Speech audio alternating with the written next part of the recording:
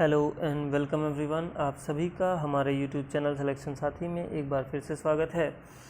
और आज हम यहाँ पे एक ऐसे टॉपिक के बारे में बात करेंगे जो कि आपका बैंकिंग और इंश्योरेंस के एग्ज़ाम्स में नहीं पूछा जाता। यानी कि आज हम बात करने वाले हैं एक ऐसे टॉपिक की जो कि आपका एसएससी, सीसैट या स्टेट लेवल या रेलवे की हम बात करें तो इन एग्ज़ाम्स के पॉइंट ऑफ व्यू से इम्पॉर्टेंट होने वाला है। तो चलिए देखते हैं। जी हाँ, आज हम लोग बात करने वाले हैं डाइस के बारे में, यानी कि पासे के बारे में।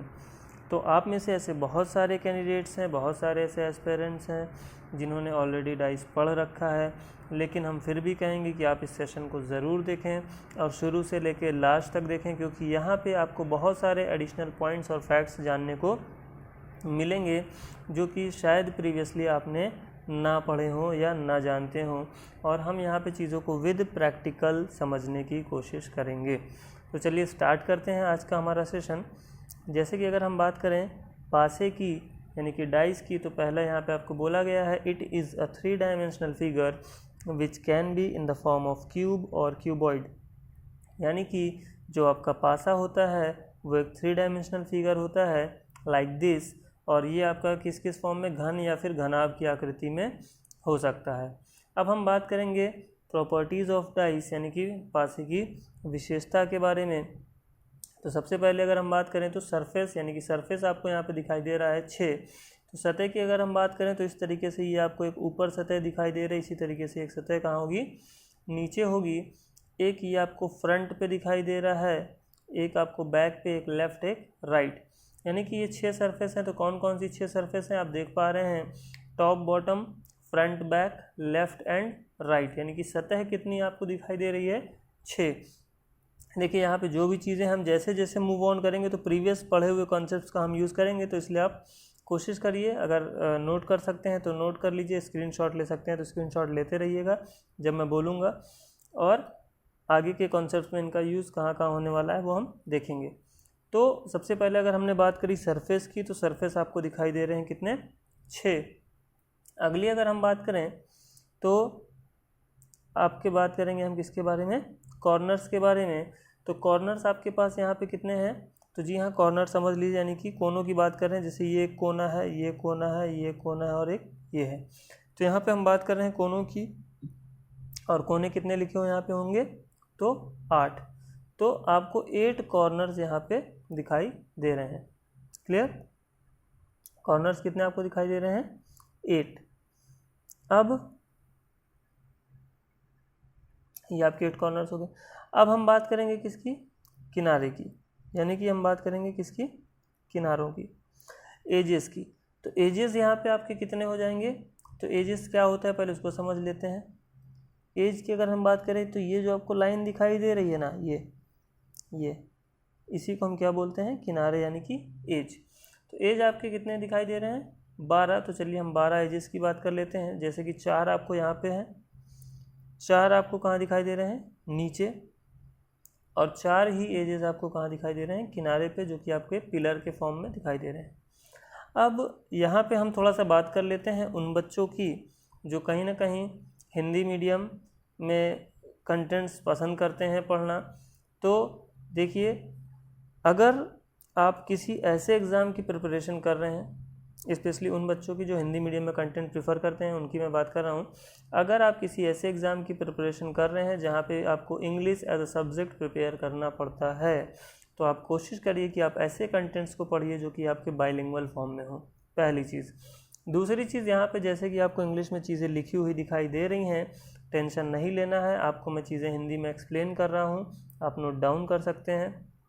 साथ ही साथ इंग्लिश में कंटेंट अगर आप पढ़ रहे हैं तो कई बार आपको बहुत सारे ऐसे वर्ड्स, ऐसे एंटोनिम्स, सिनोनिम्स, वोकैबुलरी और आपके स्पेलिंग से रिलेटेड वर्ड्स आपको देखने को मिलते हैं जो कि डायरेक्टली आपके एग्ज़ाम में पूछे जाते हैं। तो आप चीज़ों से भागने के बजाय सीखने का प्रयास करेंगे, और फिर भी अगर आपको किसी भी पर्टिकुलर पॉइंट पे कोई भी डाउट होता है तो आप हमें कमेंट बॉक्स में कमेंट करके बता सकते हैं, या फिर आप हमारे टेलीग्राम चैनल पे भी हमसे जुड़ सकते हैं, जहाँ पे आपके सारे डाउट्स का हम उत्तर देंगे। तो चलिए सेशन को आगे बढ़ाते हैं। अगला हम बात करेंगे शेप्स के बारे में, shapes used for the question. यानी कि जब हमसे प्रश्न पूछे जाते हैं तो किस किस प्रकार की पासे की आकृतियाँ हमसे पूछी जाती हैं। तो पहली प्रकार की आकृति आपकी स्क्रीन पे ये दिखाई दे रही है, इस प्रकार से आपसे पूछ सकता है। दूसरी प्रकार इस प्रकार से आपसे पूछ सकता है और तीसरा इस प्रकार से आपसे आकृति पूछ सकता है। कई बार आपसे प्रिज्म के फॉर्म में भी आकृतियाँ पूछ ली जाती हैं, ये आपको किताबों में देखने को मिल जाएगा।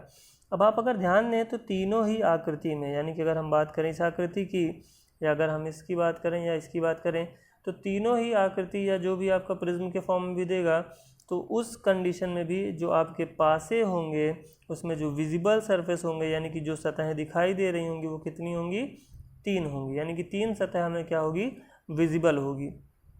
क्लियर। तो पासा कैसा भी हो, किसी भी आकृति का पूछा जाए, आपको जो सतह विजिबल होंगी वो कितनी होंगी, 3। तो चलिए अगले पॉइंट की ओर बढ़ते हैं। अब अगला पॉइंट आपसे बोल रहा है there are 2 types of dice, यानी कि पासे कितने प्रकार के होते हैं, 2 प्रकार के होते हैं। तो चलिए जानते हैं पासे कौन कौन से होते हैं। तो पहला आपका होता है स्टैंडर्ड डाइस और दूसरा होता है आपका ऑर्डिनरी डाइस।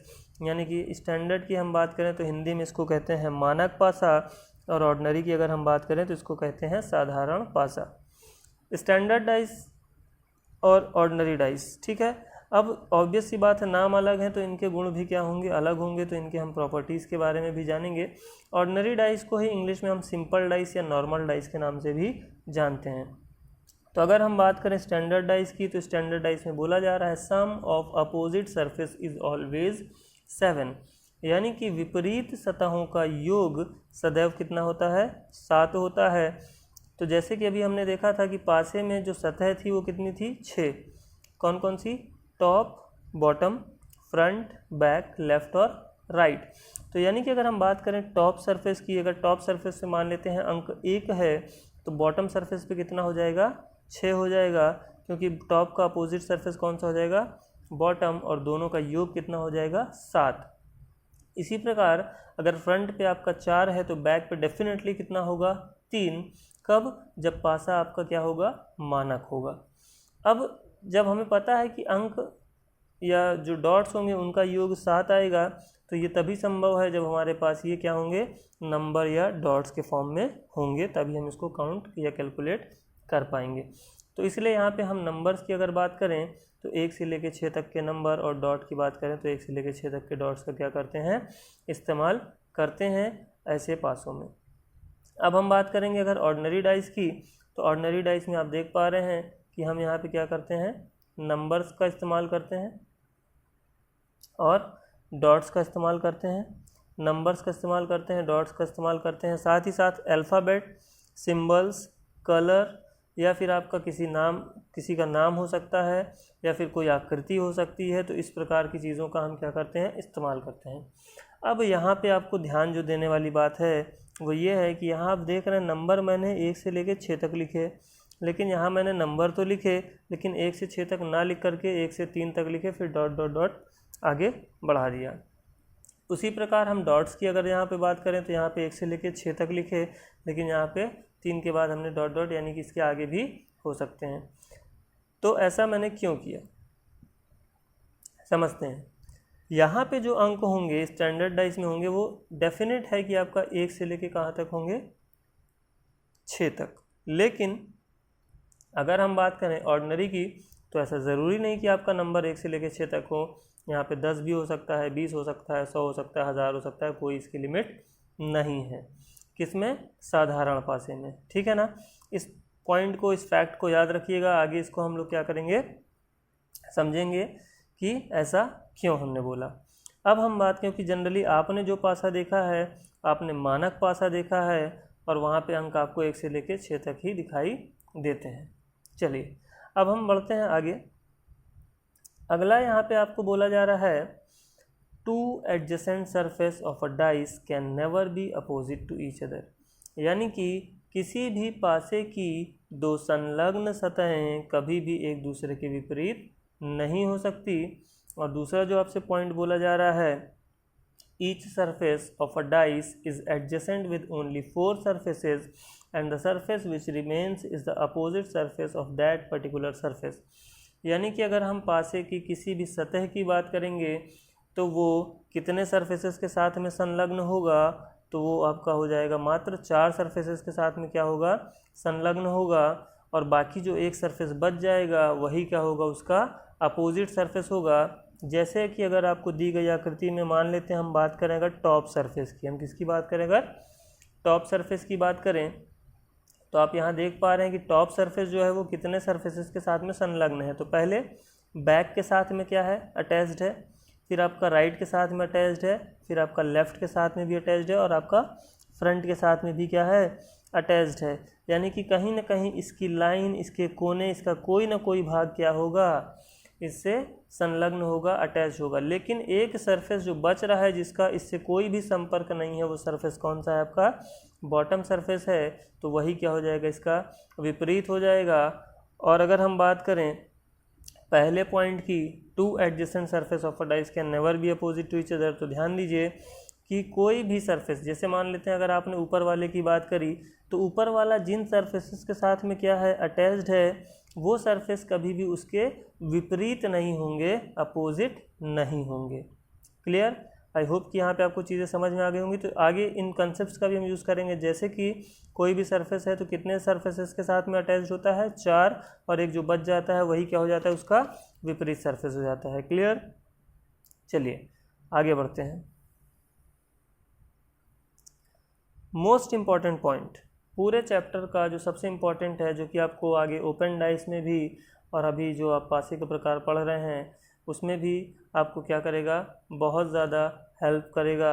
और अगर आपको ये समझ में आ गया तो कोई भी कंसेप्ट, कोई भी थ्योरी आपको रटने की ज़रूरत नहीं है, सारी चीज़ें प्रैक्टिकल आपको समझ में आने वाली हैं। तो बहुत इंपॉर्टेंट पॉइंट है, ध्यान से इसको पढ़िएगा, समझिएगा। जैसे कि बोल रहा है, when we rotate any dice from left to right और vice versa, then there is no change in its top and bottom surface. यानी कि जब किसी पासे को हम बाएं से दाएं या फिर दाएं से बाईं ओर क्या करते हैं, रोटेट करते हैं, घुमाते हैं, तो क्या होता है कि उसके ऊपरी और निचली सतह में यानी कि टॉप और बॉटम सरफेस पे कोई भी परिवर्तन नहीं होता। तो कहने का क्या तात्पर्य है, उसको समझेंगे हम लोग। तो जैसे कि मान लेते हैं आपको एक पासा है, तो हमने कहा था जब किसी भी प्रकार का पासा होगा, जो आपसे प्रश्न पूछा जाएगा, वहाँ पे जो आपको at a time visible surface होंगे वो कितने होंगे, 3 होंगे। तो यहाँ पे आप 3 सतह देख पा रहे हैं, कौन कौन सी, टॉप, फ्रंट और राइट।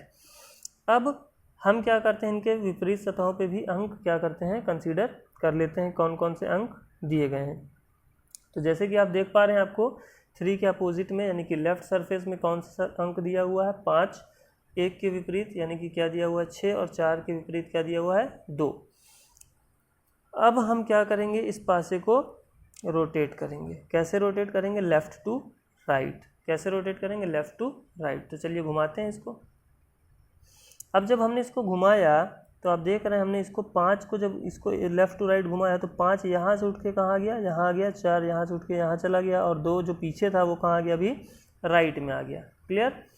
अब हम क्या करते हैं, इसको एक स्टेप और घुमाते हैं। तो जब इस बार हम इसको घुमाएंगे तो ये जो 2 है ये यहाँ से उठ के कहाँ चलाएगा, 5 पे चलाएगा, 5 यहाँ से घूम के 4 पे चला जाएगा, 4 यहाँ से घूम के पीछे चला जाएगा यानी कि 3 पे चला जाएगा। तो अगली बार जब आप इसको रोटेट करेंगे तो ये इस तरीके से आकृति बनेगी। तो एक और बार इसको हम क्या करते हैं, रोटेट करके देख लेते हैं, 3। यानी कि अब इसको जब आप दोबारा से रोटेट करोगे, यानी कि यहाँ हमने 4 बार इसको रोटेट किया, तो आप देख पा रहे हैं कि इसके टॉप और बॉटम सरफेस में कोई भी चेंज नहीं आ रहा है। यहाँ पे टॉप पे 1 है, यहाँ पे 6 है, यहाँ पे 1 है, यहाँ 6 है, यहाँ भी 1 है, यहाँ भी 6 है, और यहाँ पे भी 1 और 6 है।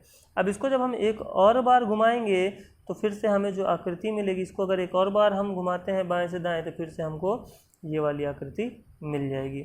यानी कि यहाँ से हमें यह समझना है कि जो हमसे प्रश्न पूछे जाएंगे वहाँ पे पासा तो हमारे सामने एक ही होगा, पासा क्या होगा, एक ही होगा, बस उसकी आकृतियाँ क्या होंगी, यानी कि उसकी पोजीशन क्या होंगी, उसके हम पोजीशन की अगर बात करें, उसकी अवस्था की बात करें तो उसकी अवस्था में परिवर्तन होगा, बाकी पासा आपका एक ही रहने वाला है। तो यानी कि आपने देखा जब हम किसी पासे को लेफ़्ट टू राइट रोटेट करते हैं तो उसके टॉप और बॉटम सरफेस पे कोई भी परिवर्तन नहीं आता है।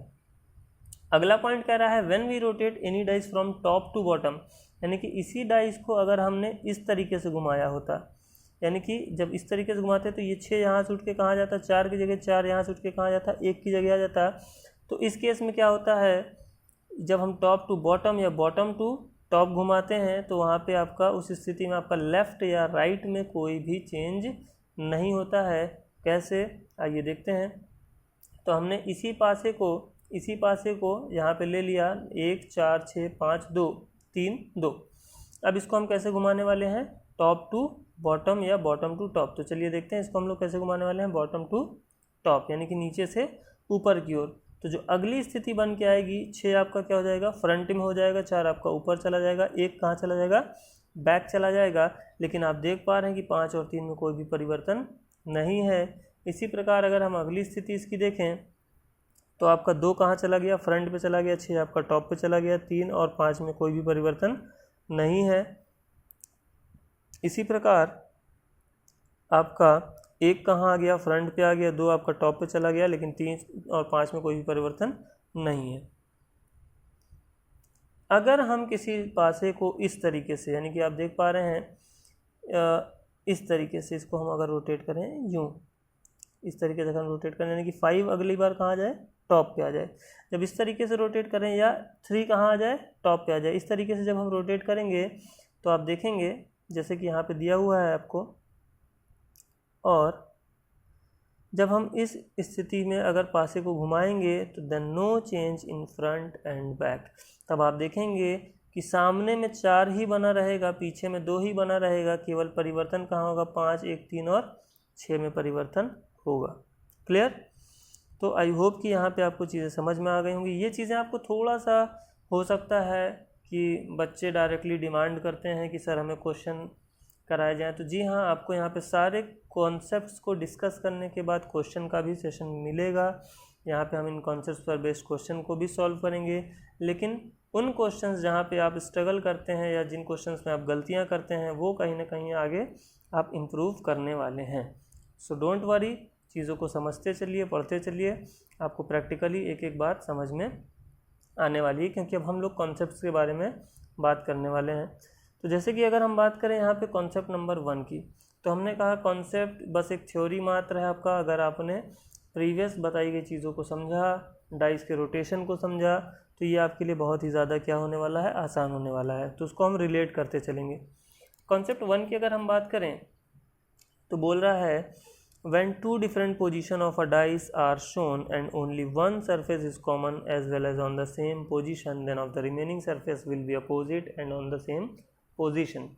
यानी कि कहने का तात्पर्य यह है कि जब किसी पासे की 2 अलग अलग स्थितियों को दर्शाया जाए, तो ध्यान दीजिए पासा कितना है, 1, पोजीशन कितनी है, 2। तो कहने का मतलब जब किसी पासे की 2 अलग अलग स्थितियों को दर्शाया जाए और उनमें एक क्या हो, अंक समान हो। जैसे कि यहाँ पे आप पासा देख पा रहे हैं कि पासा कितना है, 1 है और उसकी 2 अलग अलग स्थितियाँ हैं। अब इसमें क्या कह रहा है कि एक अंक समान हो, तो आपको समान अंक कौन सा दिखाई दे रहा है, 5 यहाँ भी है, 5 यहाँ भी है, तो इन दोनों में कॉमन क्या है, 5। जब एक अंक समान हो तो जो रिमेनिंग सरफेसेस होंगे, जो बची हुई सतहें होंगी, वो क्या होंगी, एक दूसरे के विपरीत होंगी, as well as on the same position. साथ ही साथ उनका स्थान भी क्या होगा, समान होगा। जैसे अगर हम बात करें तो 6 के विपरीत में क्या हो जाएगा, 4, और 2 के विपरीत में क्या हो जाएगा, 1। अब ऐसा संभव कैसे हुआ, है ना। ये तो एक कॉन्सेप्ट हो गया, थ्योरी हो गया। तो याद करिए कि हमने सबसे पहले आपको बताया था कि कोई भी पासा है तो वो कितने सरफेसेस के साथ में संलग्न होता है, तो हमने कहा था 4। अब यानी कि 5 के साथ में 4 सरफेसेस आ सकते थे। कौन कौन से आ सकते थे, 2 आ सकता है, 1 आ सकता है, 4 आ सकता है और 6 आ सकता है। क्लियर। तो 4, अब इसको क्या किया हमने, रोटेट किया। मान लेते हैं इसको हमने रोटेट किया एक बार, जब यूं करके हमने रोटेट किया तो 2 कहाँ चला आएगा, ऊपर चला आएगा, और 6 कहाँ चला जाएगा, आपका लेफ्ट में चला जाएगा। ठीक है। और एक और बार जब हम रोटेट करेंगे तो 6 आपका कहाँ आ जाएगा, नीचे आ जाएगा, 2 आपका कहाँ आ जाएगा, लेफ्ट में आ जाएगा। तो 2 आपके नए अंक क्या होंगे, विजिबल होंगे। तो 6 नीचे चला गया था, तो 6 के ऊपर में आपको दिखाई देगा 4, और 2 यहाँ आ गया था आपका लेफ्ट में, तो यानी कि राइट में आपको दिखाई देगा 1। आगे इसको और भी हम प्रॉपर तरीके से समझेंगे। तो जैसे कि आप देख पा रहे हैं पोजीशन 1 में 5 6 2 और पोजीशन 2 में क्या है 5 4 1। तो यहाँ पे आपका जो 6 का अपोजिट है वो हो जाएगा 4 और 2 के विपरीत हो जाएगा 1। चलिए फिर से देख लीजिए, 2 के विपरीत हो जाएगा 1 और 6 के अपोजिट हो जाएगा 4। चलिए आगे बढ़ते हैं। अगला कंसेप्ट क्या बोल रहा है, when two different position of a dice are shown and only one surface is common but not on the same position। अब फिर से वही कंडीशन है कि जब किसी पासे की दो अलग अलग स्थितियों को दर्शाया जाए तथा उनमें एक अंक क्या हो समान हो लेकिन उनका स्थान समान ना हो, तो उस केस में हम क्या करते हैं कि उस कॉमन वाले यानी कि जो कॉमन आपका नंबर है उससे या तो क्लॉकवाइज या तो एंटी क्लॉकवाइज डायरेक्शन में घूम जाएंगे, तो हमें क्या मिल जाएंगे, विपरीत सतहें मिल जाएंगी, यानी कि क्लॉकवाइज और एंटी क्लॉकवाइज। तो चलिए दोनों केसेस लेके देखेंगे हम लोग। पहले अगर हम बात करें तो दोनों में कॉमन ढूंढेंगे। कॉमन यहाँ पे आपको 5 दिखाई दे रहा है, यहाँ पे भी 5 दिखाई दे रहा है। तो हम बात करेंगे पोजीशन 1 की क्लॉकवाइज और एंटी क्लॉकवाइज। तो 5 से अगर हम पोजीशन 1 में जाएँ तो क्लॉकवाइज में आप देखेंगे 5 के बाद 2 फिर 6, जैसा कि आपको यहाँ पे दिखाई दे रहा है 2 फिर 6। एंटी क्लॉकवाइज अगर हम जाएँ तो 5 के बाद हमको क्या मिलेगा, यहीं पे 5 के बाद पोजीशन 1 की ही बात करें तो 5 के बाद हमको मिलेगा 6 और 2, जैसा कि आपको एंटी क्लॉकवाइज में 5 के बाद 6 और 2 दिखाई दे रहा है। अब हम बात करेंगे पोजीशन 2 की। तो पोजीशन 2 में आप देखेंगे क्लॉकवाइज तो 5 के बाद 4 और 1, और एंटी क्लॉकवाइज जाएंगे तो 5 के बाद 1 और 4। क्लियर। तो यहाँ पे आप किसी भी प्रकार से जा सकते हैं, क्लॉकवाइज एंटी क्लॉकवाइज। तो यहाँ पे आप देखेंगे कि आपको 2 के विपरीत में क्या दिखाई दे रहा है 4 और 6 के विपरीत में 1। जब आप क्या करते हैं दोनों ही पोजीशन में क्लॉकवाइज डायरेक्शन में मूव ऑन करते हैं, या फिर अगर आप एंटी क्लॉकवाइज मूव ऑन करते तो भी आपको 6 के विपरीत में 1 मिलेगा और 2 के विपरीत में क्या मिलेगा 4 मिलेगा। क्लियर। तो ध्यान दीजिए कि जब आपका एक ही सरफेस कॉमन होगा और उनका पोजीशन सेम नहीं, पोजीशन सेम है डायरेक्टली देख के बताइए, पोजीशन सेम नहीं है तो उस कॉमन वाले सरफेस से आप या तो क्लॉकवाइज जाइए दोनों स्थितियों में, या तो आप एंटी क्लॉकवाइज जाइए दोनों स्थितियों में। तो जो आपको सरफेसेस मिलेंगे वो क्या होंगे, एक दूसरे के विपरीत होंगे। क्लियर। अब हम लोग बात करेंगे कॉन्सेप्ट नंबर 3 की। तो कॉन्सेप्ट नंबर 3 में क्या कह रहा है When two different position of a dice are shown and only one surface is common, then opposite of the common surface will be that which is not shown on any surface of the given positions। बहुत ध्यान से इसको समझिए। कह रहा है यहीं से आपका एक अलग तरीके का अप्रोच, एक अलग तरीके का कॉन्सेप्ट आपको देखने को मिलने वाला है। तो जैसे कि बोल रहा है when two different position of a dice is shown, जब किसी पासे की दो अलग अलग स्थितियों को दर्शाया जाए तथा उनमें एक अंक या एक सतह क्या हो समान हो। अंक ज़रूरी नहीं है, सरफेस पे कुछ भी हो सकता है। तो एक सरफेस क्या हो समान हो, कॉमन हो। तो उस जो कॉमन है यानी कि उस समान सतह के विपरीत वह सतह होगी जो दी गई स्थितियों में किसी भी सतह पर दर्शाई ना गई हो। समझते हैं इसको। जैसे हम बात करेंगे, अभी तक हम लोगों ने देखा था कॉमन फेस का अपोजिट तो नहीं मिला था। अगर यहाँ पे जैसे हम 2 की बात करें तो 5 से क्लॉकवाइज आए तो 2 मिला, और 5 से क्लॉकवाइज गए तो 4 मिला, यानी कि 2 का अपोजिट हो गया 4। फिर आगे बढ़े तो 1 मिला, फिर आगे बढ़े तो 6 मिला, तो यानी कि 1 का अपोजिट हो गया 6। लेकिन हम बात करेंगे 5 के विपरीत की। तो 5 के विपरीत कौन सी सतह होगी, तो यहाँ पे आपका ऑप्शन बहुत इंपॉर्टेंट हो जाता है कि ऑप्शन किस प्रकार से आपको गिवन है। तो यहाँ पे अगर हम बात करें तो बहुत सारे बच्चों का आंसर आ गया होगा। तो जैसे कि हमने कहा 5 के विपरीत, तो याद करिए हमने सबसे पहले आपको बताया था 2 adjacent surface of a dice can never be opposite to each other, यानी किसी भी पासे की दो संलग्न सतहें एक दूसरे के विपरीत नहीं हो सकती।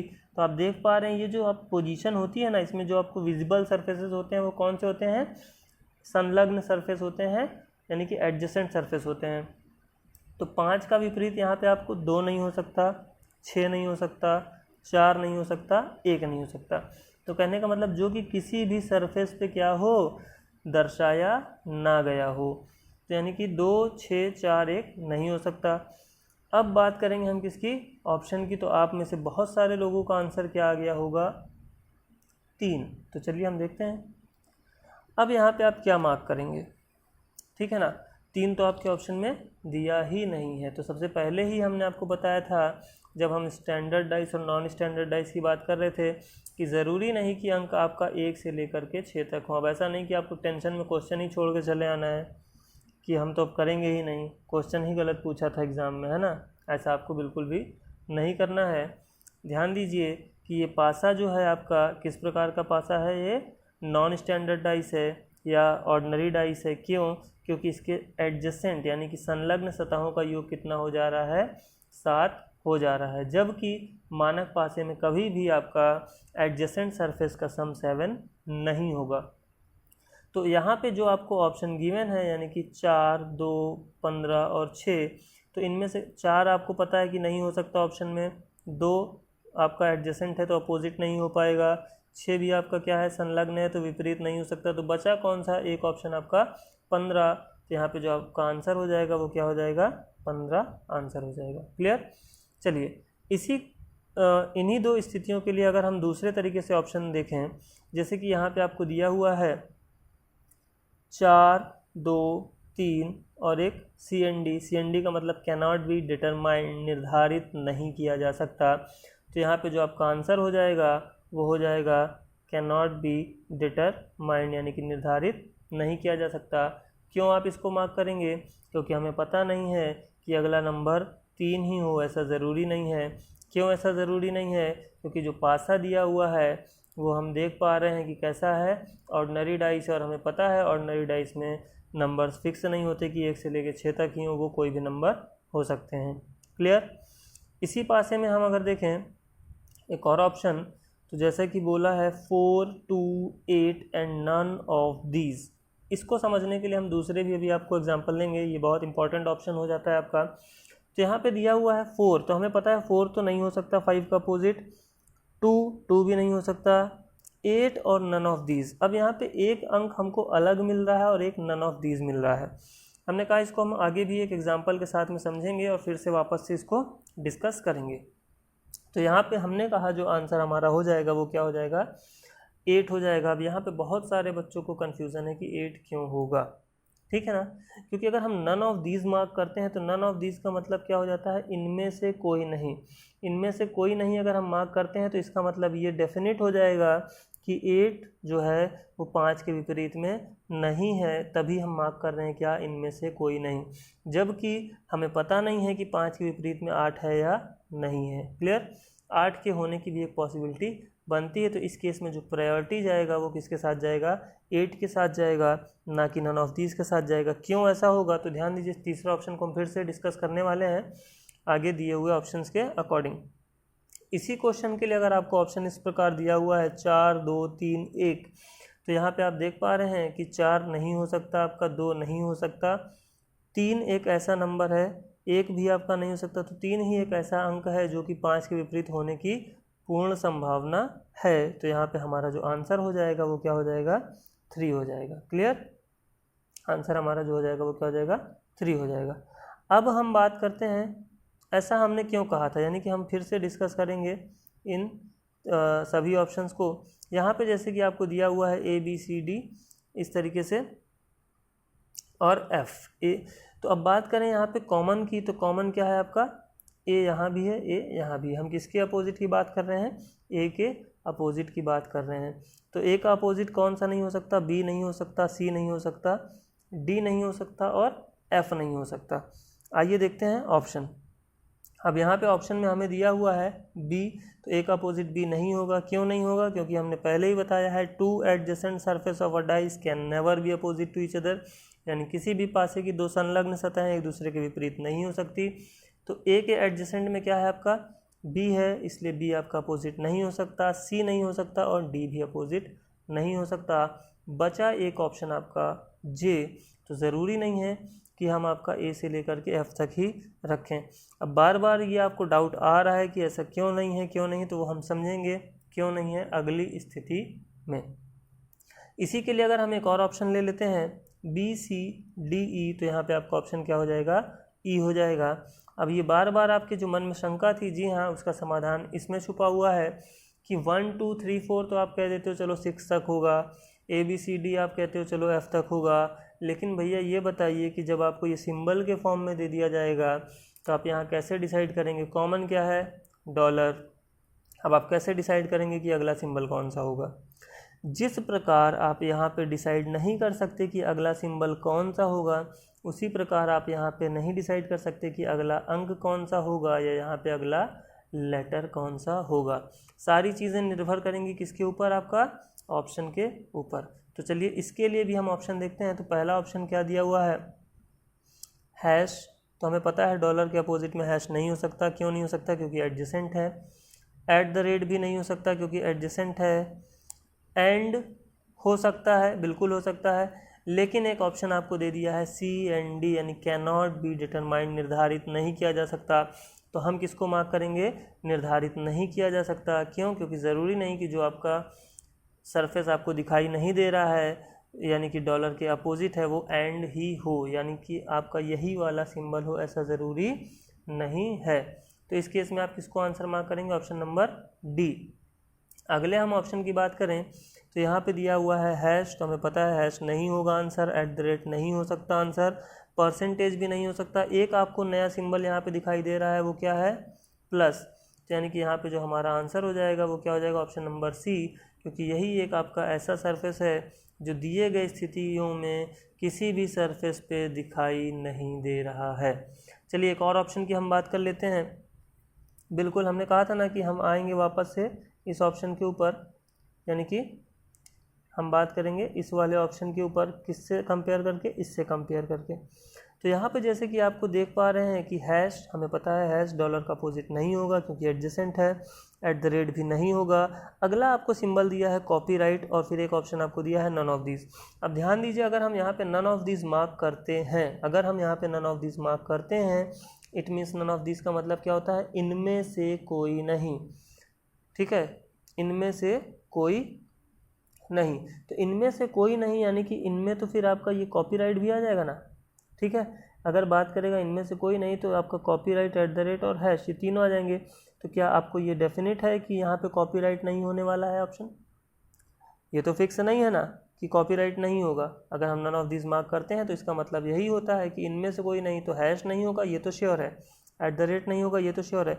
लेकिन कॉपीराइट भी नहीं होगा, ये श्योर नहीं है। इसलिए हम जो यहाँ पे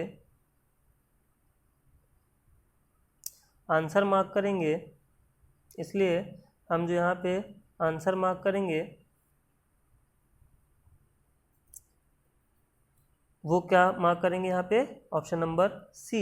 इसी वजह से हमने आपको कहा था कि यहाँ पे जो आपका ऑप्शन हो जाएगा वो क्या हो जाएगा? ऑप्शन नंबर सी, यानी कि यहाँ पे 8 हो जाएगा। क्यों हो जाएगा? क्योंकि हम कह नहीं सकते कि वो जो नंबर है आपका 8 नहीं होगा। जिस प्रकार यहाँ पे आप सिंबल नहीं बता सकते, उसी प्रकार यहाँ नंबर या फिर लेटर भी आप नहीं बता सकते। क्लियर? किसके केस में? ऑर्डिनरी डाइस के केस में। लेटर है तो हमें पता है ऑलरेडी डाइस ऑर्डिनरी है, सिंबल है तो पता है ऑलरेडी है क्या है? ऑर्डिनरी है। लेकिन यहाँ पे कैसे पता करेंगे? तो एडजेसेंट सरफेस का सम जब क्या हो गया? 7 हो गया, तो हमें पता चल गया कि डाइस कैसा है? ऑर्डिनरी है। क्लियर? चलिए आगे बढ़ते हैं। अगला कॉन्सेप्ट क्या कह रहा है? Concept number 4। कॉन्सेप्ट नंबर 4 में कह रहा है when two different position of a dice are shown and there are two surfaces common. जब किसी पासे की दो अलग अलग स्थितियों को दर्शाया जाए और उनमें दो अंक क्या हों? कॉमन हों, then of the remaining surfaces will be opposite to each other. तो जो बची हुई सतह होगी वो एक दूसरे के क्या हो जाएगी? विपरीत हो जाएगी। चलिए इसको भी समझते हैं। जैसे कि आप यहाँ देख पा रहे हैं 5 और 6, यहाँ देख पा रहे हैं 5 और 6, तो दो अंक क्या हो गए? कॉमन हो गए। बचा हुआ आपका अंक है 2 और 1, तो कहने का मतलब है कि यही 2 और 1 क्या होंगे? एक दूसरे के विपरीत हो जाएंगे। कैसे हो जाएंगे? तो हमने शुरू में ही पढ़ा था कि जब हम इसको लेफ़्ट टू रोटेट क्या करते हैं, डाइस को रोटेट करते हैं या टॉप टू बॉटम रोटेट करते हैं, तो यहाँ पे जो रोटेशन हुआ है वो कैसे हुआ? लेफ़्ट टू राइट का रोटेशन हुआ है। तो जब लेफ़्ट टू राइट रोटेट करोगे तो 6 क्या हो जाएगा आपका? राइट सरफेस पे आ जाएगा, और जो आपका लेफ़्ट वाला सरफेस होगा वो कहाँ आ जाएगा, फ्रंट पे आ जाएगा। तो जब हमने इस डाइस को रोटेट किया तो 6 कहाँ चला गया, आपका राइट सरफेस पे आ गया। 2 कहाँ चला गया, बैक चला गया। 2 कहाँ चला गया, बैक जाएगा, और फ्रंट पे क्या आ गया, 1 आ गया। तो 1 के अपोजिट क्या हो जाएगा, 2। ये बिल्कुल आपको जो हमने रोटेशन हमने पढ़ा था वहीं से आपको क्लियर हो जाएगा। यहाँ पे ध्यान देने वाली बात ये है कि अगर हम बात करें 5 और 6 की, इस पर बेस्ड हम क्वेश्चंस भी आज डिस्कस करेंगे। तो जब हम बात करेंगे 5 और 6 की, तो यहाँ पे आप बता नहीं सकते, सारी चीज़ें डिपेंड करेंगी आपके ऑप्शन पे, क्योंकि इनके अपोजिट में आपके 2 नंबर बच रहे हैं, यानी कि जो भी नया एलिमेंट आ जाएगा वही आपका ऑप्शन हो जाएगा। और अगर 2 नंबर नए आ गए और एक ऑप्शन आपको मिल गया सी एंड डी, यानी कैन नॉट बी डिटरमाइंड, तो आपका आंसर हो जाएगा कैन नॉट बी डिटरमाइंड। एक नंबर भी आपका नया मिलता है, उसके साथ में आंसर मिलता है कैन नॉट बी डिटरमाइंड, तो आप उसको can not be determined answer करेंगे, ठीक है ना। तो इस पर बेस्ड क्वेश्चन में हम चीज़ों को और ज़्यादा क्लियर करेंगे। तो यहाँ से हम क्या डिसाइड कर सकते हैं कि जो बची हुई सतह होंगी, जब 2 सरफेस कॉमन होंगे तो जो बची हुई सतह होगी वो एक दूसरे की क्या होगी, विपरीत होगी। Most important and most complicated concept जो है आपका वो है कॉन्सेप्ट नंबर 5। तो यहाँ पे सबसे पहले हम जनरल परसेप्शन की बात करेंगे, उसके बाद हम कुछ प्रैक्टिकल चीज़ों की बात करेंगे कि एक्चुअल में ऐसा नहीं होता जो जनरली हम पढ़े होते हैं, जो जनरली बुक्स में लिखा होता है। बहुत सारी बुक्स आपको मिल जाएंगी जहाँ पे इस तरीके से आपको कॉन्सेप्ट्स देखने को मिलेंगे, जैसा कि अभी हम यहाँ पे पढ़ने वाले हैं। फिर उसके बाद हम जानेंगे कि ऐसा हर बार ज़रूरी नहीं है कि ऐसा ही हो और क्यों, उसको भी हम लोग डिस्कस करेंगे। जैसा कि यहाँ पे लिखा हुआ है concept number 5, when 2 different position of a dice are shown and there is no common surface. जब किसी पासे की 2 अलग अलग स्थितियों को दर्शाया जाए और उनमें कोई भी क्या हो, सतह समान ना हो। तो जो जनरली परसेप्शन है वो यही कहता है कि सबसे पहले जो जनरल परसेप्शन की बात करें, first of all we need to check whether the given dice is standard और नॉन स्टैंडर्ड। सबसे पहले हम ये पता करते हैं कि जो डाइस हमको दिया गया है वो क्या है, स्टैंडर्ड है या नॉन स्टैंडर्ड है। तो हम बात कर लेते हैं ऑर्डिनरी डाइस की। ऑर्डिनरी डाइस कैसे हम पता करते हैं, डिसाइड हम कैसे करते हैं। 5 और 2 यहाँ पे आपको एडजेसेंट सरफेस का सम 7 दिख रहा है, इसका मतलब डाइस कैसा है, ऑर्डिनरी है। यहाँ पे आप देख पा रहे हैं 4 और 3 का सम 7 दिया हुआ है, तो मतलब डाइस कैसा है, ऑर्डिनरी है। ये तो डेफिनेट है कि जब आपको एडजेसेंट सरफेस का सम अगर 7 दिख गया तो मतलब पासा कैसा होगा, ऑर्डिनरी होगा। लेकिन जब आपका, चलिए खैर पहले इस पर हम बात कर लेते हैं। तो जब आपका डाइस कैसा होता है, ऑर्डिनरी होता है, तो जो जनरल परसेप्शन होता है उसके अकॉर्डिंग हम क्या करते हैं, 5 का यानी कि टॉप का जो अपोजिट है वो क्या हो जाएगा, टॉप वाला सरफेस हो जाएगा। फिर आपका जो दूर वाला यानी कि जो फ्रंट है उसका अपोजिट क्या हो जाएगा, आपका राइट वाला सरफेस हो जाएगा। और जो राइट वाला है उसका अपोजिट क्या हो जाएगा, फ्रंट वाला हो जाएगा। जनरली ऐसा हम क्या करते हैं, मान के चलते हैं, लेकिन हम आपको कह रहे हैं कि ऐसा ज़रूरी नहीं है। यहाँ पे 5 के अपोजिट में आपका 4 भी हो सकता है, 3 भी हो सकता है। यहाँ पे अगर हम बात करें 5 के अपोजिट की, तो हम कह रहे हैं यहाँ पे 4 भी हो सकता है, 3 भी हो सकता है, 1 भी हो सकता है। और हम कह नहीं रहे हैं, हम आपको ये प्रूव भी करेंगे। लेकिन ये जो जनरल परसेप्शन है, ध्यान दीजिए कि जब आपको सिंगल ऑप्शन क्या करना हो, चूज़ करना हो, जब आपको केवल एक ऑप्शन चूज़ करना हो तो आप इस केस में प्रायोरिटी देंगे। लेकिन जब आपको अगर मान लीजिए ऑप्शन में दे दिया 4/3 और /1, 3 ऑप्शन में दे दिया गया, तो प्रायोरिटी आपका फिर उन तीनों पे होगा। क्यों, क्योंकि आपके ये तीनों में से कोई भी अंक हो सकते हैं। 3 ही क्यों, 2 और 6 क्यों नहीं, तो क्योंकि 2 और 6 इसके क्या है, एडजेसेंट सरफेस हैं। अब कैसे ये होगा इसको भी हम लोग देखेंगे, ये बहुत इंपॉर्टेंट है। अब हम बात कर लेते हैं एक बार जनरल परसेप्शन की, किसके पॉइंट ऑफ व्यू से, स्टैंडर्ड डाइस के पॉइंट ऑफ व्यू से। तो चलिए देखते हैं स्टैंडर्ड डाइस के पॉइंट ऑफ व्यू से। तो यहाँ पे आपने देखा कि जब डाइस ऑर्डिनरी होता है कोई भी अंक उसमें समान नहीं होता है। ऑर्डिनरी कैसे पता करेंगे, एडजेसेंट का सम अगर क्या आ गया, 7 आ गया, तो हमें पता चल जाएगा कि डाइस कैसा है, ऑर्डिनरी है। और कोई भी अंक अगर समान नहीं होगा तो टॉप का अपोजिट क्या हो जाएगा, टॉप हो जाएगा। आपका फ्रंट का अपोजिट राइट हो जाएगा। ये पासे की स्थिति के अकॉर्डिंग बता रहा हूँ, ये चेंज होगा तो आपका, जैसे ये दूसरे जो आपको शेप्स मैंने बताए थे उसके अकॉर्डिंग ये चेंज हो जाएगा। तो उसमें आपको कोई भी दिक्कत लेने की ज़रूरत नहीं है। ये आपको क्लियर है तो वहाँ पे इजीली आप कर पाओगे। नज़दीक वाले का नज़दीक वाला अपोजिट है, ऐसा आप इसको समझ सकते हैं। अब अगर हम बात करें इसी को स्टैंडर्ड डाइस, यानी कि यहाँ पे 5 का अपोजिट 4, 6 का अपोजिट 1 और 3 का अपोजिट 2। इसी जनरल परसेप्शन की अगर हम बात करते हैं स्टैंडर्ड डाइस में, तो ये डाइस हम कैसे पता करते हैं स्टैंडर्ड है, जब हम देखते हैं कि किसी भी एडजेसेंट सरफेस का सम 7 नहीं हो रहा है। जब हम देखते हैं किसी भी एडजेसेंट सरफेस का सम 7 नहीं, 5 3 8, 6 5 11 और 6 3 9, किसी भी एडजेसेंट सरफेस को आप जोड़ेंगे तो सम 7 नहीं हो रहा। 4 1 5, 4 2 6, 2 और 1 3, तो हम ये मान लेते हैं कि डाइस कैसा है, स्टैंडर्ड है। जबकि मैं कह रहा हूँ जबकि ऐसा ज़रूरी नहीं है कि जब आपकी एडजेसेंट सरफेस का सम 7 ना हो, भले आपका कोई अंक कॉमन नहीं, तो ज़रूरी नहीं कि हर बार आपका डाइस कैसा हो, स्टैंडर्ड ही हो।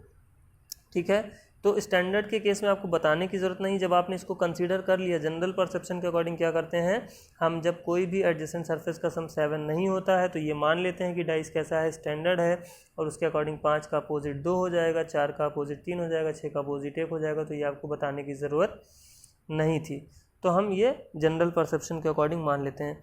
अब इसका एक्चुअल जो फैक्ट है उसके बारे में हम बात करेंगे, मोस्ट इम्पॉर्टेंट है ये, इसके एक्चुअल फैक्ट के बारे में बात करेंगे।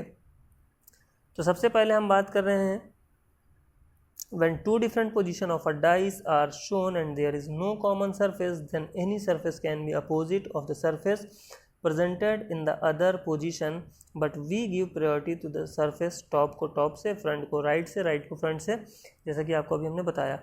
अब ऐसा हम क्यों बोल रहे हैं कि ऐसा क्यों होता है, तो इसको समझते हैं। सबसे पहले एक हमने क्या किया, पासा ले लिया, पासे की एक पोजीशन ले ली। तो आप देख पा रहे हैं हमने एक पासा लिया जिसमें टॉप पे क्या था, 1 था, फ्रंट पे क्या था, 4 था, राइट में क्या था, 3 था, नीचे उस पासे में क्या लिखा हुआ है, 6, आपका लेफ्ट में लिखा हुआ है 5 और राइट में लिखा हुआ है 2। अब पासा एक ही है, अब इसको हम क्या करेंगे, रोटेट करेंगे। चलिए रोटेट करके देखते हैं। तो रोटेशन हमारा कैसा हो रहा है, टॉप टू बॉटम। कैसे हो रहा है रोटेशन, देखिए टॉप टू बॉटम। जब इसको टॉप टू बॉटम करेंगे तो 6 कहाँ आ जाएगा, फ्रंट पे आ जाएगा, फिर 4 कहाँ आ जाएगा, टॉप पे आ जाएगा, और 1 आपका चला जाएगा बैक में, 2 आ जाएगा आपका बॉटम पे। चेंज कहाँ नहीं हुआ, 5 और 3 में। फिर से इसको हमने क्या किया, रोटेट किया। कैसे, बॉटम टू टॉप, तो इस बार 2 आपका कहाँ आ जाएगा, फ्रंट पे आ जाएगा, 6 कहाँ आ जाएगा, टॉप पे आ जाएगा। पासा एक ही है, पोजीशन हम बदल रहे हैं। क्लियर। अब इसको हम कैसे रोटेट कर देते हैं, लेफ़्ट टू राइट। चलो लेफ़्ट टू राइट भी रोटेट करके देखते हैं। तो 2 कहाँ चला आएगा आपका, राइट में चला जाएगा, 5 कहाँ जाएगा, फ्रंट पे, 4 आ जाएगा आपका लेफ़्ट में। इस बार चेंज कहाँ नहीं होगा, 6 और 1 में। फिर से हम इसको क्या करते हैं, एक और बार राइट मूव कर लेते हैं। तो एक और बार हमने राइट मूव कर लिया, तो 4 आ जाएगा फ्रंट पे, 5 आ जाएगा आपका राइट पे, 2 आ जाएगा आपका बैक, 3 आ जाएगा आपका लेफ़्ट पे। और एक और बार इसको हम क्या कर लेते हैं, टॉप यानी बॉटम टू टॉप रोटेट कर लेते हैं। तो 4 आ जाएगा आपका टॉप पे, 1 आ जाएगा फ्रंट पे, 5 और 3 आपके एज इट इज़ रहेंगे, 6 चला जाएगा बैक और 2 आ जाएगा बॉटम। क्लियर। तो आप देख पा रहे हैं कि यहाँ पे पासे कितने हैं, 1 2 3 4 5 6। जी नहीं, पासे 6 नहीं है, पासा आपका एक ही है, और उसकी स्थितियाँ हमने कितनी ले ली हैं, 6, यानी कि अलग अलग स्थितियाँ हमने ले ली हैं। जैसा कि प्रश्न में हमें दिया जाता है, पासा एक ही होता है, उसकी स्थितियाँ अलग अलग दी जाती हैं।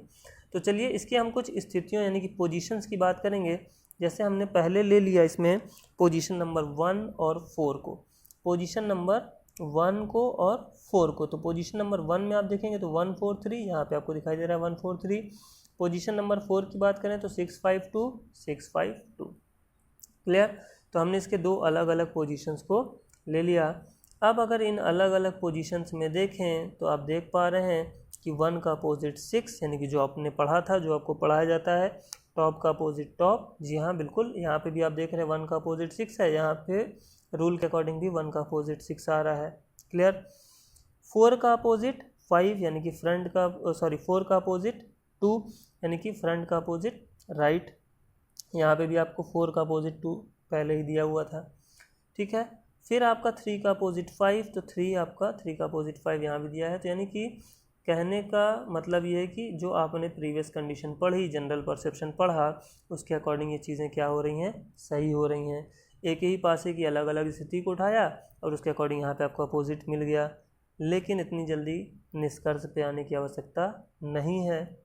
अगला पोजीशन आपके सामने हम लेते हैं पोजीशन नंबर 3 और पोजीशन नंबर 6। जी हाँ, पोजीशन नंबर 3 और पोजीशन नंबर 6, और पासा वही है, पोजीशन अलग है।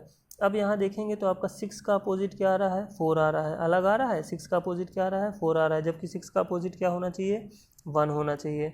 अगली अगर हम बात करें तो यहाँ पे क्या आ जाएगा, 2 का अपोजिट क्या आ रहा है बताओ, 2 का अपोजिट आ रहा है 5, जबकि 2 का अपोजिट क्या दिया हुआ है आपको, 4 दिया हुआ है। ठीक है, 3 का अपोजिट क्या आ रहा है, 1, जबकि 3 का अपोजिट क्या दिया हुआ है, 1 दिया हुआ है। और दूसरी जो मोस्ट इंपॉर्टेंट बात यह है कि यहाँ पासा अगर देखेंगे तो यहाँ पे जो अंक हैं, एडजेसेंट सरफेस है, उसका सम कहीं पे भी आपको क्या नहीं दिखाई दे रहा है, 7। जैसे 6 और 3 9 हो रहा है, 6 2 क्या हो रहा है, 8, 3 और 2 क्या हो रहा है, 5। तो जनरली हम इसको मान लेते हैं कि पासा कैसा है, स्टैंडर्ड है, जबकि ऐसा ज़रूरी नहीं है कि पासा स्टैंडर्ड ही हो। यहाँ पे आप देख रहे हैं कि एक ऑर्डिनरी डाइस से, कैसे ऑर्डिनरी, क्योंकि 4 और 3 एडजेसेंट सरफेस हैं, हमने क्या किया, एक एडजेसेंट सरफेस को ही एक साधारण पासे को ही अलग अलग स्थितियों में हमने घुमाया, और एक स्थिति ऐसी बनी जिनकी दो अगर हम स्थितियों को उठाएं तो यहाँ पे किसी भी सरफेस में आपको देखेंगे कॉमन अंक नहीं है या कॉमन सरफेस नहीं है, और साथ ही साथ आपको किसी भी एडजेसेंट सरफेस का सम 7 भी नहीं हो रहा है, जिसको हम क्या कहते हैं कि मान लेते हैं वो डाइस कैसा है, स्टैंडर्ड है। तो जी नहीं, आपको मान नहीं लेना है जब तक कि वहाँ पे मेंशन ना किया हो कि डाइस स्टैंडर्ड है, if the given dice is standard. दूसरी चीज़, हम ऑप्शन के अकॉर्डिंग चीज़ों को आंसर करेंगे, बिना ऑप्शन को पढ़े नहीं करेंगे। तो आप यहाँ देख पा रहे हैं, पहली चीज़ आपने देखी कि 1 का अपोजिट 6 ज़रूरी नहीं है, यहाँ पे आपका 6 का अपोजिट 4 भी बन गया। अब अगर मान लेते हैं, चलिए अगर हम मान लेते हैं इसको एक और बार हम क्या कर दें, रोटेट कर दें, एक हम 7वीं पोजीशन बनाएं। 7वीं पोजीशन अगर हम बनाएं, इसको हम बॉटम टू टॉप एक बार और रोटेट करें तो 2 कहाँ आ जाएगा, फ्रंट पे, ठीक है, और 1 कहाँ चला जाएगा, टॉप पे चला जाएगा। तो अगर हम 7वीं पोजीशन बनाए तो हम लेते हैं इस बार कौन सी, दूसरी पोजीशन लेते हैं और 7वीं पोजीशन लेते हैं। तो 7वीं पोजीशन यानी कि इसको जब आप घुमाएंगे, इस वाले को, इसको जब आप घुमाएंगे तो ये 7वीं पोजीशन उसके बाद की है, यहाँ पे स्पेस नहीं, इसलिए हमने डायरेक्टली यहाँ पे ले लिया एज ऑप्शन। तो जब 2 यहाँ पे आ जाएगा फ्रंट पे, 1 चला जाएगा आपका टॉप पे, 4 चला जाएगा आपका बैक, तो उससे हमें मतलब नहीं, हमें केवल 3 सरफेसेस से मतलब है, यानी कि 2 हो जाएगा फ्रंट पे, 1 हो जाएगा टॉप पे, 5 हो जाएगा राइट में। ठीक है, तो जब हम इसकी 7वीं पोजीशन और दूसरी पोजीशन यानी कि 4 6 3 को लेते हैं तो यहाँ पे आप देखेंगे तो 4 का आपको अपोजिट क्या मिल जाएगा, 1 मिल जाएगा। 6 का अपोजिट क्या मिल जाएगा आपको, 5 मिल जाएगा। 3 का अपोजिट क्या मिल जाएगा, 2 मिल जाएगा। तो यहाँ पे फिर से चेंज आया ना। तो कहने का मतलब ये है कि सारी चीज़ें आपके ऑप्शन पे डिपेंड करेंगी। अगर आपको तीनों ऑप्शन दिए हैं या कौन कौन से हो सकते हैं, हालांकि इस पर बेस्ड क्वेश्चन हम आपको अभी आगे के सेशन में डिस्कस करने वाले हैं। तो ये हो गया आपका क्या कि जब किसी भी अंक यानी कि दो स्थितियों में कोई भी अंक या कोई भी सतह आपकी समान ना हो तो दूसरे स्थिति में दी गई कोई भी सतह पहली स्थिति के किसी भी सतह के विपरीत हो सकती है। आपको इसी के अकॉर्डिंग आंसर मार्क करना है। सारी चीज़ें आपको प्रैक्टिकल है, अभी हम क्वेश्चन में वीडियो पे जब आएंगे तो आपको वहाँ पे बताएंगे भी कि आप इन चीज़ों को घर पे ही कैसे क्लैरिफाई कर सकते हैं, चेक कर सकते हैं। ठीक है ना। अगर स्टैंडर्ड डाइस का केस हम ले लेते हैं तो सेम प्रोसेस हम स्टैंडर्ड डाइस में करके देखते हैं। तो यहाँ पे आपको पता है कि डाइस हमें स्टैंडर्ड मानना कब है, जब आपको दिया हुआ है और यहाँ पे जो भी आपके पोजीशन यानी कि 7वीं पोजीशन भी ले लेते हैं। तो यहाँ पे हमने वही किया है, सेम प्रोसेस, हमने एक ही पासे को अलग अलग घुमाया। लेकिन यहाँ पे ध्यान देने वाली बात यह है कि कोई भी आप दो पोजीशन उठाएंगे तो कभी एडजेसेंट का सम आपको 7 नहीं दिया होगा, जैसे कि वहाँ पे हमने मिड वाली कंडीशन में देखा था। 4 और 1 5, 4 2 6, 2 1 3, 6 5 11, 5 3 8, 6 3 9। कहीं पे भी आपको नहीं मिलेगा जो कि मिड वाली कंडीशन थी। तो जब आपको अगर दिया हुआ है if the given dice is standard तो आंख बंद करके आप 4 का आंसर 3 मार्क कर सकते हैं। इनकेस अगर नहीं दिया हुआ है और आपकी स्थिति इस तरीके से बन रही है कि कहीं पे भी एडजेसेंट का सम 7 नहीं हो रहा है तो आप क्या करेंगे, प्रायोरिटी तो देंगे कि इसको हम डाइस क्या मान लेंगे, स्टैंडर्ड मान लेंगे। लेकिन वहाँ पे अगर आपको क्वेश्चन में मेंशन नहीं है कि if the given dice is standard और आपको ऑप्शन में CND जैसा यानी कैन नॉट बी डिटरमाइंड या डेटा इनएडिक्वेट, आंकड़े अपर्याप्त जैसा ऑप्शन दिखाई देगा तो आप प्रायोरिटी उस पर्टिकुलर ऑप्शन को देंगे। क्लियर। आप इसका स्क्रीनशॉट लेके बाद में भी आप इसको देख सकते हैं। पूरी कंडीशन यानी पूरा रोटेशन आपका प्रीवियस वाले कंडीशन के अकॉर्डिंग, ऑर्डिनरी डाइस के अकॉर्डिंग किया गया है। अब हम लोग आगे डिस्कस करेंगे क्वेश्चन सेशन, जिसमें आपको हम ये भी बताएंगे कि आप घर पे ही इन चीज़ों को कैसे खुद से प्रैक्टिकली करके देख सकते हैं और क्लैरिफाई कर सकते हैं। क्लियर? तो चलिए मिलते हैं हम लोग क्वेश्चन सेशन। तो चलिए स्टार्ट करते हैं हम लोग आज का अपना क्वेश्चन का सेशन। तो हम बात करेंगे यहाँ पे क्वेश्चन सेशन की। तो आज का जो हमारा पहला क्वेश्चन है वो आपकी स्क्रीन पे लग चुका है। बोल रहा है 2 positions of a dice are shown below, what will come opposite to the face containing 2। यानी कि क्वेश्चन आपको यहाँ पे दिया गया है जिसमें आपको बताना है कि 2 के विपरीत कौन सी सतह होगी। तो यानी कि अगर हम बात करें यहाँ पे क्वेश्चन की, तो जो आपको पहला कंसेप्ट बताया गया था कि जब किसी पासे की 2 अलग अलग स्थितियों को दर्शाया जाए और उनमें जो कॉमन फेस है उसकी पोजीशन क्या हो, सेम हो, तो यानी कि जो अपोजिट रिमेनिंग फेसेस होंगे वो अपोजिट होंगे as well as on the same position. तो जैसे कि अगर हम यहाँ पे बात करें 2 की, तो 2 का अपोजिट हो जाएगा 4, और 5 की बात करें तो 5 का अपोजिट हो जाएगा 6। तो चलिए देखते हैं। तो आपका पोजीशन 1 में 1, 5, 2 और पोजीशन 2 में, तो यहाँ पे 5 का अपोजिट हो जाएगा 6 और 2 का अपोजिट हो जाएगा 4। क्लियर? चलिए बढ़ते हैं हम लोग अगले क्वेश्चन की तरफ। यहाँ पे हो जाएगा आपका answer option number C. Next question में क्या कह रहा है? नेक्स्ट क्वेश्चन में बोल रहा है 2 positions of a dice are shown below, what will come opposite to the face containing 5। तो चलिए देखते हैं यहाँ पे डाइस की पोजीशंस को। तो बोल रहा है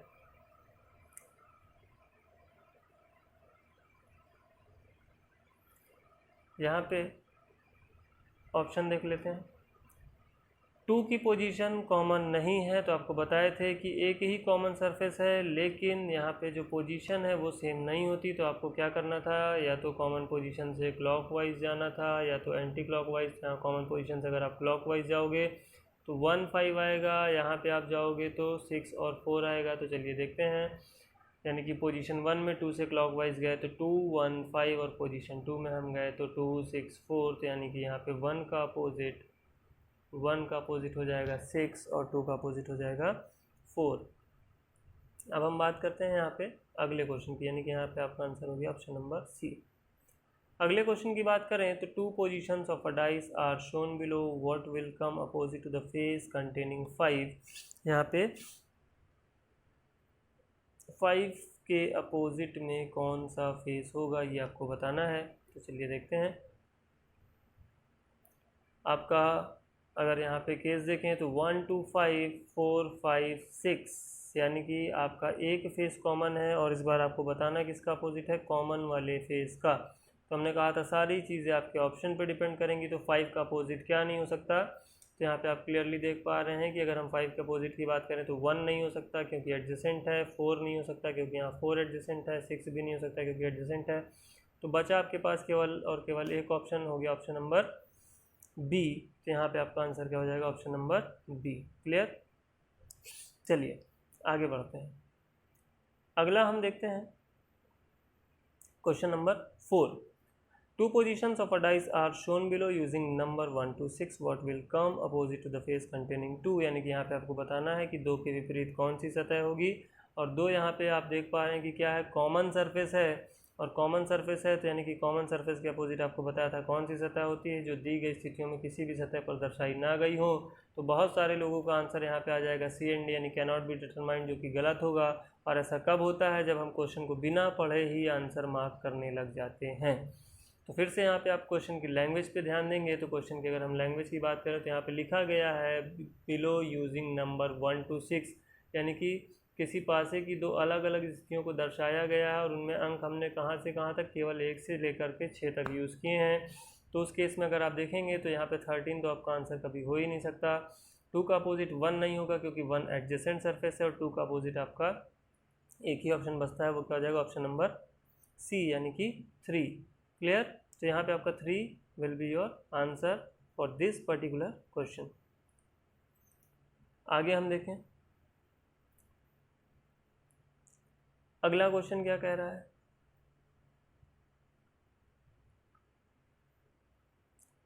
two position of a dice are shown below, what will come opposite to the face containing hash. यहाँ पे आपको हैश के अपोजिट बताना है।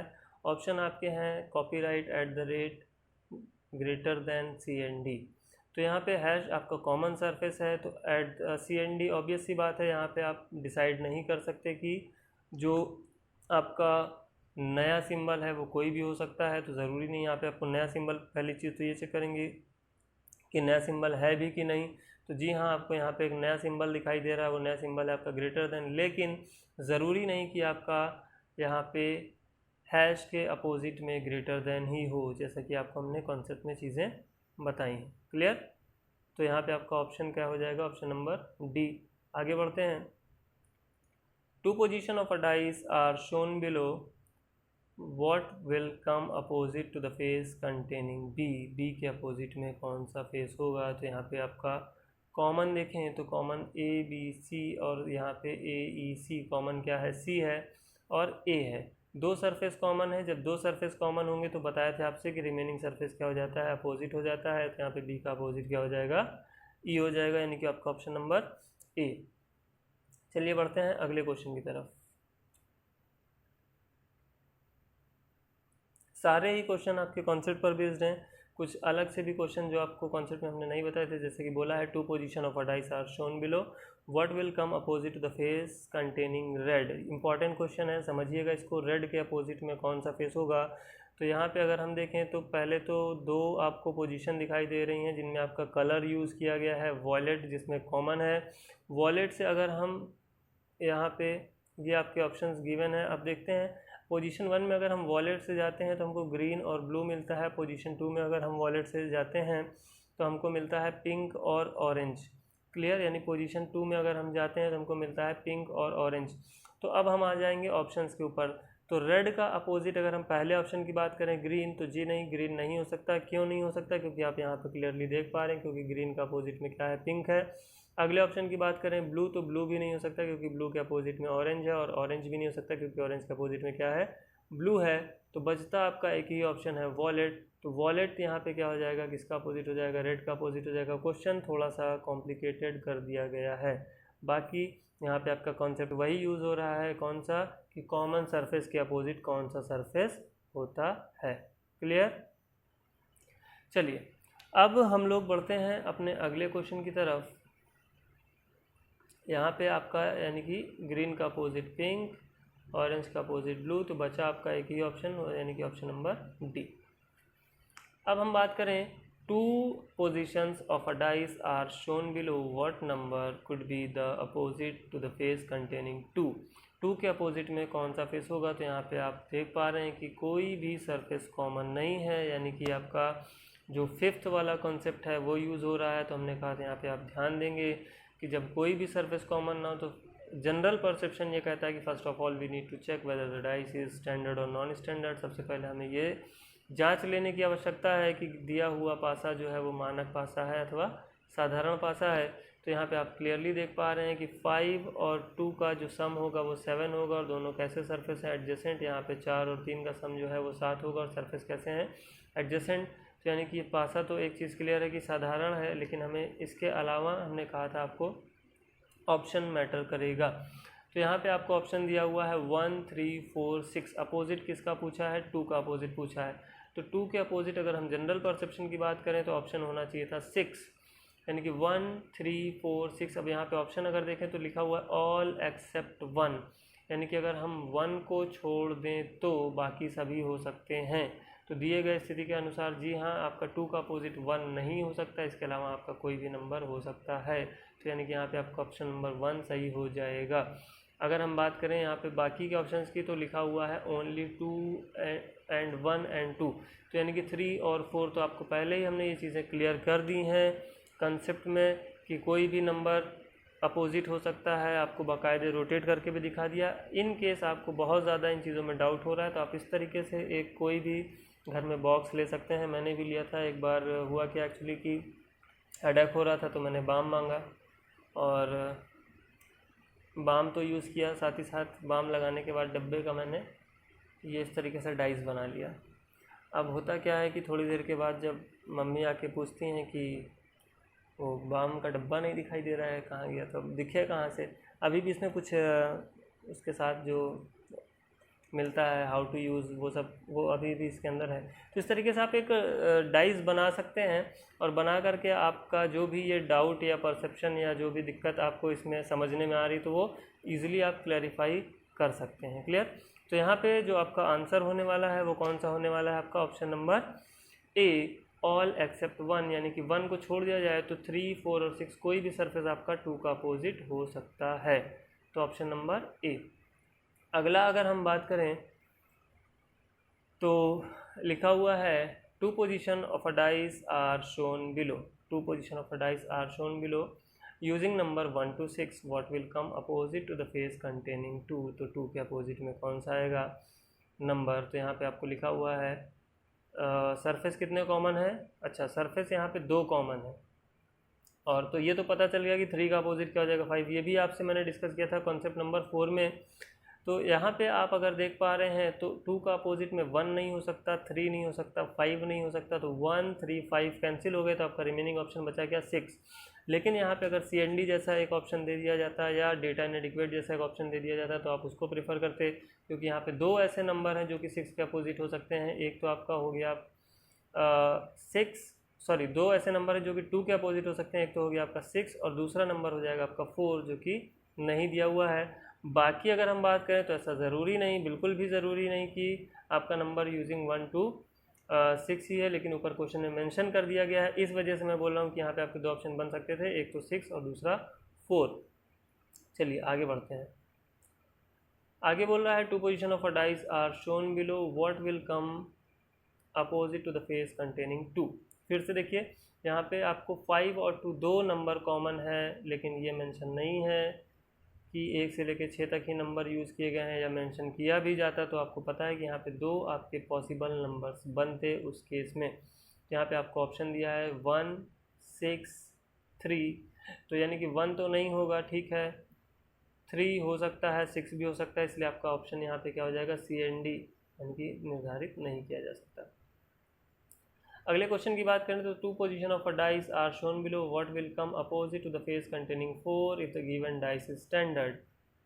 अब ये चीज़ आपको यहाँ पे क्लियरली मेंशन कर दी गई है कि यदि दिया हुआ पासा क्या है? मानक है। बाकी आप इसमें अगर जनरल परसेप्शन की मैंने बात करी थी तो वहाँ पे आप देखते हैं तो इसको आप मानक पासा मान लेते हैं, लेकिन अगर ऑप्शन आपको CND या डेटा इनएडिक्वेट दे देगा तो उस केस में आपको उसी को मार्क करना है। क्यों मार्क करना है? क्योंकि ये साधारण पासे में भी एक स्थिति बन सकती है। अब यहाँ पे अगर हम बात करें, पहले से ही मेंशन है कि if the given dice standard, तो आपको कुछ भी देखने की ज़रूरत नहीं है। किसका अपोजिट पूछा है? 4 का, तो आंसर हो जाएगा आपका 3, क्योंकि हमें पता है कि स्टैंडर्ड डाइस में अपोजिट सरफेस का सम जो होता है वो क्या हो जाता है? 7 हो जाता है। आते हैं, आपके मन में सवाल आ रहे होंगे कि सर 2 ही पोजीशन है, 3 पोजीशन, 4 पोजीशन, तो जी हाँ, हम उन पर भी आते हैं। तो आपको लिखा हुआ है, पहले इस क्वेश्चन को देख लेते हैं। If two position of a dice are shown below what will come opposite to the face containing 4, तो 4 के अपोजिट क्या होगा? तो यहाँ पे अगर हम देखें तो पासा आपका 1, 2, 4 है, यानी कि अगर हम यहाँ पे एडजेसेंट सरफेस देखें तो किसी का सम भी 7 नहीं हो रहा है।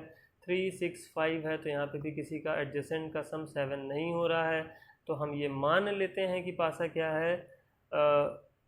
मानक पासा है। लेकिन कब? जब आपको ऑप्शन में CND या डेटा इनएडिक्वेट जैसे ऑप्शंस ना गिवन हो। लेकिन यहाँ पे आपको अगर दिया गया है CND तो आप CND मार्क करेंगे। जी हाँ, क्यों मार्क करेंगे? क्योंकि हमने आपको पहले ही ये प्रूफ करके दिखा दिया है कि ये आपका साधारण पासे में भी एक स्थिति बनेगी जहाँ पे आपके कोई भी सरफेस ऐसे नहीं होंगे जो कॉमन हो 2 स्थितियों में, साथ ही साथ किसी भी एडजेसेंट सरफेस का सम 7 नहीं होगा।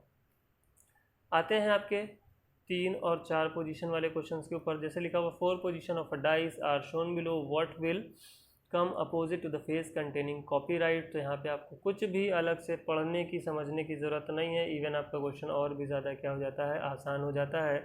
यहाँ पे आपके सारे वही कंसेप्ट यूज़ होंगे जो आपने पढ़ रखे हैं। जैसे कि आपको अगर पूछा है यहाँ पे कॉपीराइट का अपोजिट क्या होता है, तो आपको अलग अलग स्थितियों को देख लेना है। जैसे अगर हम बात करें, कोई भी कॉमन सरफेस वाला दिख जाए तो वेल एंड गुड, आपको पहले उसे पिक कर लेना है। जैसे अगर हम बात करें इसमें 3 और 4 की, 3 और 4 की बात करें तो हैश और हैश क्या है? कॉमन दिखाई दे रहा है। तो हैश से जब हम इस स्थिति में जाएंगे तो हमको मिलेगा परसेंटेज, और हैश से यहाँ जाएंगे तो मिलेगा हमको एंड, तो परसेंटेज का अपोजिट क्या हो जाएगा, एंड हो जाएगा। फिर आगे बढ़ेंगे तो मिलेगा डॉलर, डॉलर का अपोजिट हो जाएगा @ तो बचा क्या आपका कॉपीराइट, यानी कि हैश का अपोजिट हो जाएगा कॉपीराइट। ये तो हमने बात कर ली किसकी, पोजीशन 3 और 4 की। और किसी अगर हम पोजीशन की बात करते हैं, मान लेते हैं हमने कहा कि हमें पोजीशन लेना है,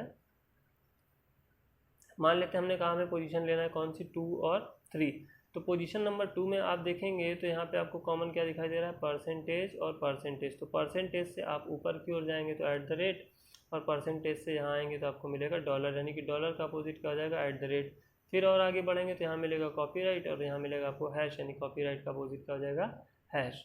तो यहाँ पे आपका आंसर जो हो जाएगा कॉपीराइट का अपोजिट क्या हो जाएगा, हैश, यानी कि ऑप्शन नंबर डी। तो इस तरीके से आप अलग अलग सरफेसेस से कंसीडर कर सकते हैं। बाकी आपके रूल्स वगैरह वही लगेंगे। तो चलिए थोड़े रंगीन डाइस भी हम लोग देख लेते हैं। बोर हो गए होंगे, है ना, तो थोड़ा सा चलिए, लेकिन यहीं पे बने रहना है कंसंट्रेशन। अब ऐसा नहीं कि अब लाल गुलाब देख लिया तो बिल्कुल आउट ऑफ ट्रैक हो जाए, ऐसा नहीं करना है, ठीक है ना, डाइस पे ही बने रहना है। चलिए, तो बोल रहा है कि बी का अपोजिट क्या होगा।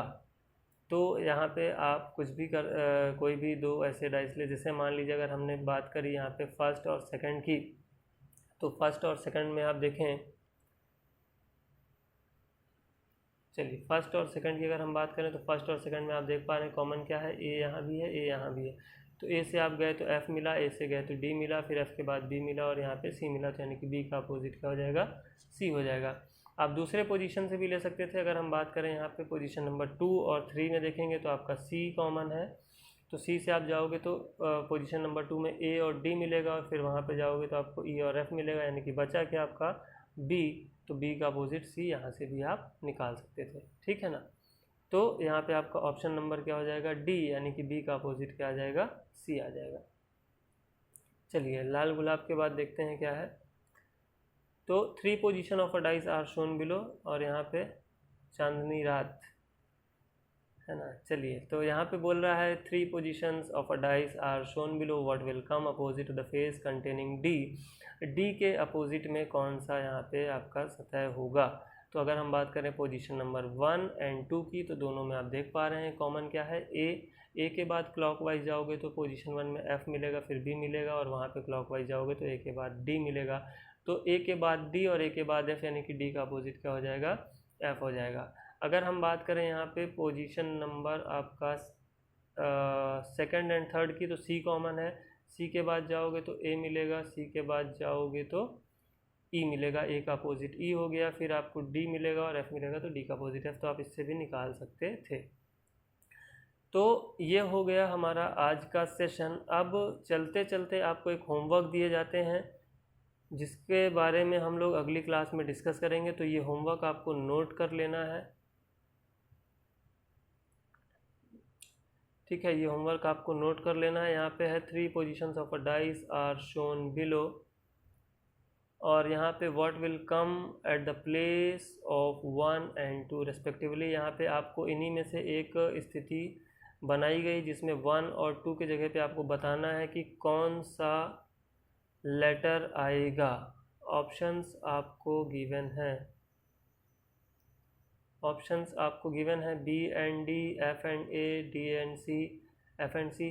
तो आंसर आपको कमेंट बॉक्स में कमेंट करके बताना है, नहीं तो हम अगली क्लास में जब स्टार्ट करेंगे तो इस प्रकार के प्रश्नों को कैसे हल करेंगे, साथ ही साथ आपके ओपन डाइस के बारे में डिस्कस करेंगे, एज वेल एज जो आपके क्वेश्चन मार्क पर बेस्ड ये क्वेश्चन्स बनते हैं उसके बारे में भी हम लोग क्या करेंगे, डिस्कस करेंगे। तो आज के सेशन को यहीं पे हम लोग रोकते हैं। तो ज़्यादा से ज़्यादा जिन लोगों ने सेशन को देखा तो आप ज़्यादा से ज़्यादा क्या करिए, सेशन को लाइक करिए, शेयर करिए, और जो भी आपको डाउट्स आ रहे हैं, हाँ एक और इम्पॉर्टेंट चीज़ ये कि हम आपको आज के सेशन का सारा PDF आपके गिवन टेलीग्राम लिंक पे प्रोवाइड करा देंगे।